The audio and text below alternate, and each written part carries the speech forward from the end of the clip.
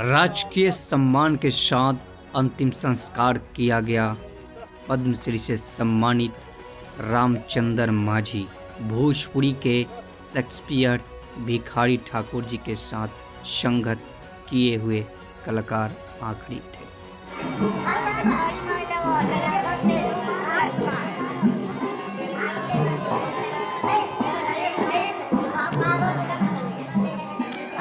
नाचने का तरीका भले ही कच्चा हो, लेकिन बात 16 आने सच है। और बात यह है कि 95 साल का एक बुजुर्ग है जो नाचता है, मर्दों की तरह नहीं, औरतों की तरह।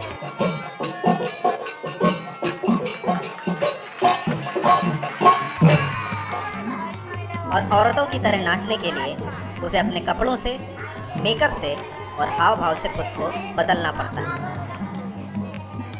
बदन से लिपटे धोती कुर्ते को वो उतारता है और उसकी जगह लेती है लाल रंग की चटक साड़ी और ब्लाउज। सफेद हो चुके छोटे छोटे बालों पर घने काले बालों वाली विग लगती है। अपने सांवले चेहरे को गोरा बनाने के लिए वो चेहरे पर पाउडर पोत लेता है। उसके बाद बिंदी और सुर्ख लाल रंग की लिपस्टिक, मांग में सिंदूर और हाथों में चूड़ियां। इतने करीने से मेकअप करता है कि एक बार की यकीन नहीं होता। हमने कहा उल्टा आना उल्टा जाना, उल्टा सभी समान हुआ का उल्टा मूड़ी का भौरे हमने के जन्म होला आ गोड़ से चले लगा तानी एगो उल्टे ही कहाई। अब मोर गैला पर, अब मोरियो गैला पर लोग ले जाई गंगा जी, तब ये गंगा जी ले जाए पानी तो गंगा गंगा सौत कहे के चाहे तो ले जाता नहीं गंगा आराम नाम सौत है।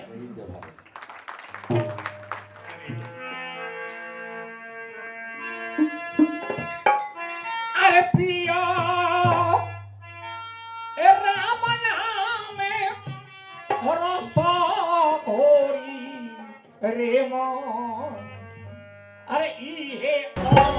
भोजपुरी के लाल और सारण के लाल पद्मश्री से सम्मानित रामचंद्र माझी जी का आज निधन हो गया।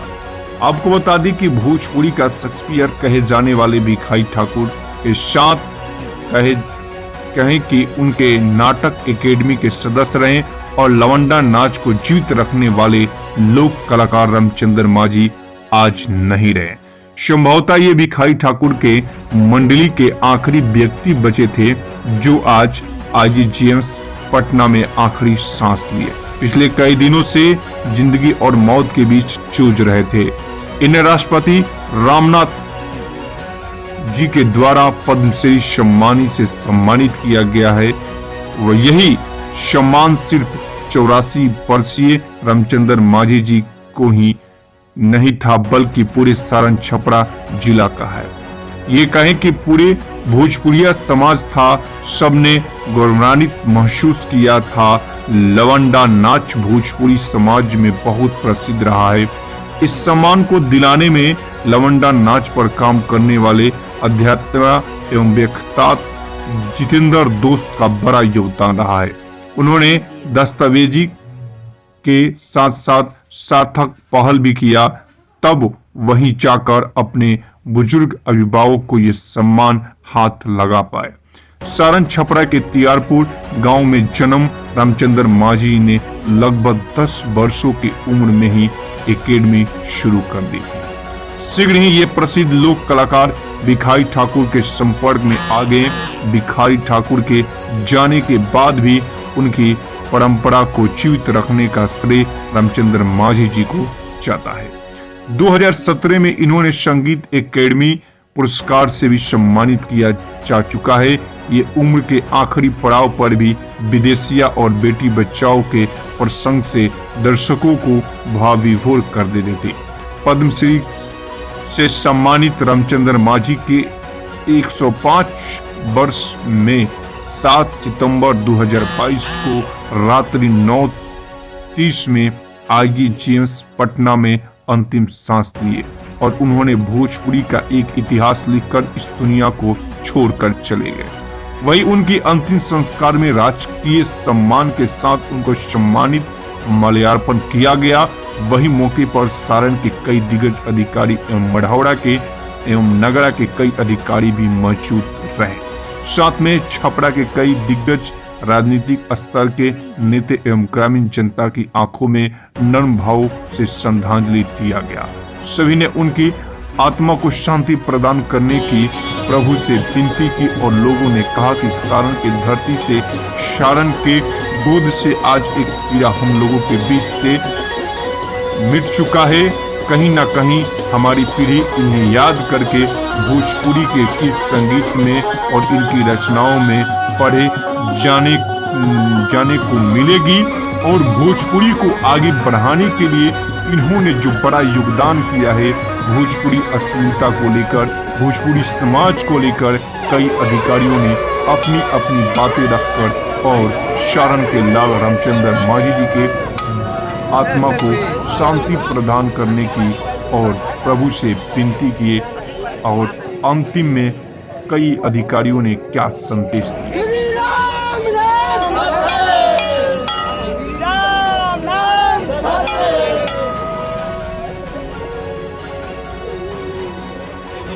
सबसे पहले तो पूरे ज़िले के लिए बहुत ही दुख की बात है कि राष्ट्रीय फलक पर सम्मानित पद्मश्री हमारे रामचंद्र माझी जी भी हमारे बीच नहीं रहे, वो दुख की बात है। साथ ही साथ ये गर्व की भी बात है पूरे ज़िले के लिए कि इस ज़िले का प्रथम पद्मश्री अवार्डी हमारे रामचंद्र बाबू थे। तो हमें ज़रूरत है न केवल उन्हें श्रद्धांजलि देने की, बल्कि उनके द्वारा जो किए गए कार्य हैं, उनकी जो जीवन यात्रा है, उसको भी अपने समाज के सामने लाएं, उस पर गर्व करें, अपने बच्चों को उनके बारे में बताएं और उनके द्वारा जो पूरी यात्रा की गई है विदेशिया को लेकर भिखारी ठाकुर के सानिध्य में रहकर, उसको पूरे राज्य के, पूरे राष्ट्र के पटल पर लाने की ज़रूरत है, जिससे कि हमारा समाज, हमारे आने वाली पीढ़ी उससे प्रेरित हो सके, उस कला से अवगत हो सके तथा उस कला के पीछे उनका जितना मेहनत है उसको लोग सराहना कर सके उसकी, तथा उससे प्रेरणा ले सके।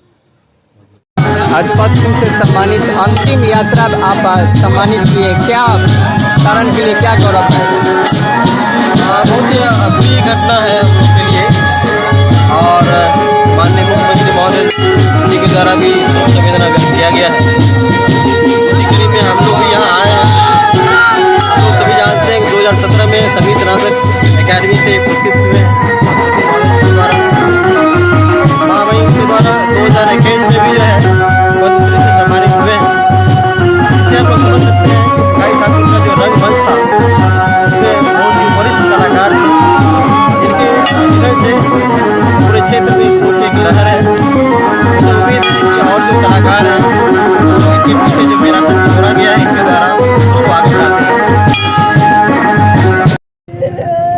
सारण का इतना बड़ा गौरव रत्न आज हम लोग के बीच से चला गया, उसके लिए क्या कहिएगा?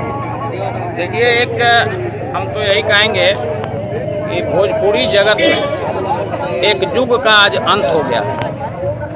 भिखारी ठाकुर के ने जो भोजपुरी के लिए किया उसमें एक अहम पार्ट इनका भी रहा है। रामचंद्र बाबू समाज को एक बहुत बड़ा सीख देकर गए और रामचंद्र बाबू का जो समाज का सेवा था, जो सपना था, उस सपना को अब युवा के कंधों पर साकार करने के लिए छोड़ा है। और हम युवाओं से प्रार्थना करेंगे कि उनके सपनों को सब लोग मिलकर साकार करें। और रामचंद्र बाबू जो सपना सजोए थे, उस सपनों को युवाओं को कंधे पर पूरा करने का है। और युवा आज महसूस कर रहा है जो समाज में उनके जाने के बाद जो रिक्त स्थान हुआ है उसको पूरा करना बड़ा कठिन है। इसलिए हम युवाओं से आग्रह करेंगे उनको सपनों को साकार किया जाए।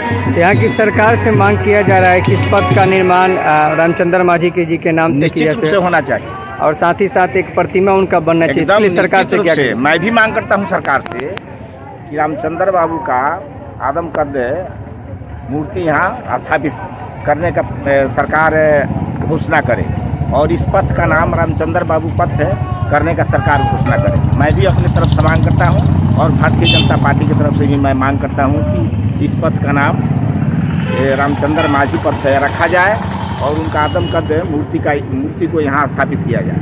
आपका परिचय? मेरा नाम